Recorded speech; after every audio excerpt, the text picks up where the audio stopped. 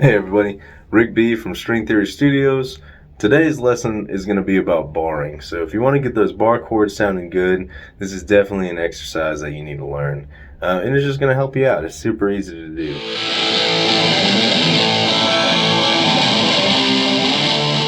So the first thing we're going to do is we're going to start with a 2-string bar.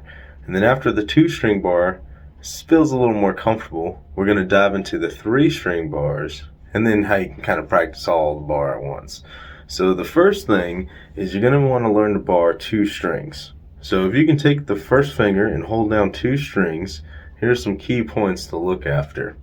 The first thing that's very important with barring is that you're nice and snug up against that fret. That's what's going to really make it easier to do.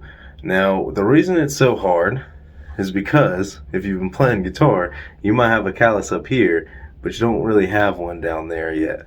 So what we're going to do is we're going to use a 2-string bar to kind of start building it up. I'm going to show you how to build up to that full bar. So with that 2-string bar, nice, firmly in place, we'll hit each string individually and then slide. So you can hear that slide, you know that you're scraping that finger up enough and getting that callus in there.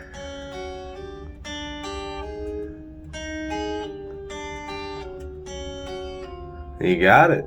And that's it for the 2-string bar. Once that starts to sound good and feel a little more comfortable, you're going to start taking it to other strings. So here's 3 and 2.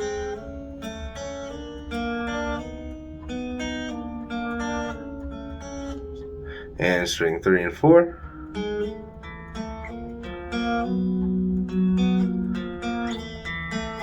And string 5 and 4.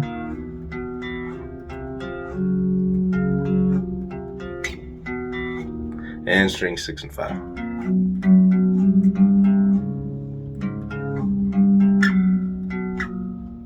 Alright, now that you've got your finger working extra, you can see how much lower those strings are going to end up being than the tip of your finger, which is why barring ends up being a little extra. Because if you have a soft fingertip, that skin's just going to push right in.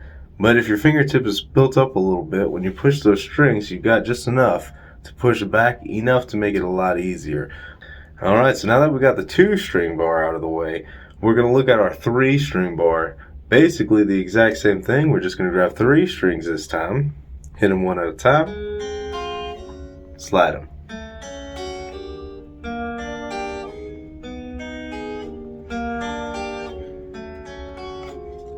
And you can take that all over the place to really learn your bars, just make them feel nice and comfortable. You're going to want to practice that 3-string bar, especially with your 3rd finger. So you can just take that 3rd finger on fret 3.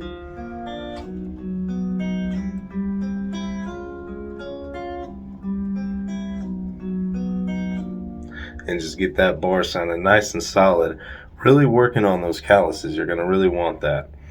Alright, now that you've got your 3-string and 2-string bars, you can start on your 6-string bar.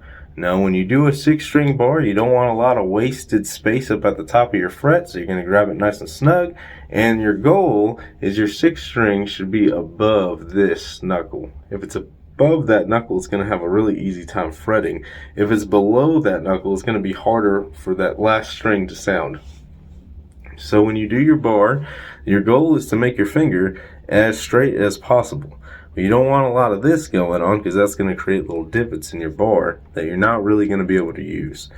So good strong bar, not a lot of wasted finger space, just a good strong bar. And you should get all those strings to ring nice and easy. Now as you do that, you just hit them all.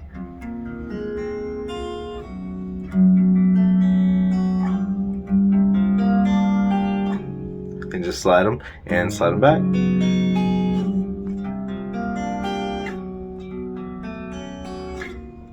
There you go.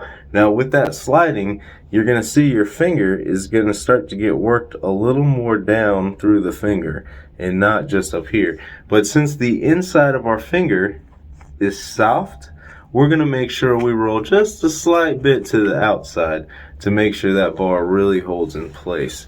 So as you can see, I'm not rolled to the inside of my finger, hum rolled slightly to the outside of my finger because it's a little harder on that side of the finger.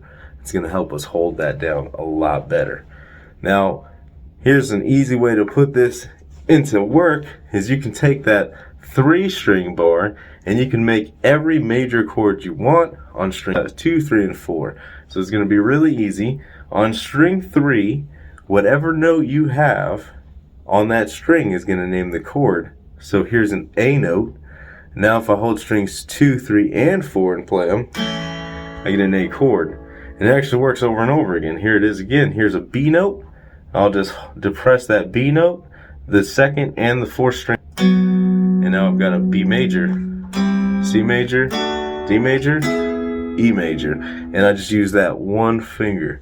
It's kind of a lot like that ukulele chord where you can just add your pinky and have a nice ukulele sound. Alright, I hope you all have a good day and you've enjoyed the lesson. And if it helped you out, please like and subscribe.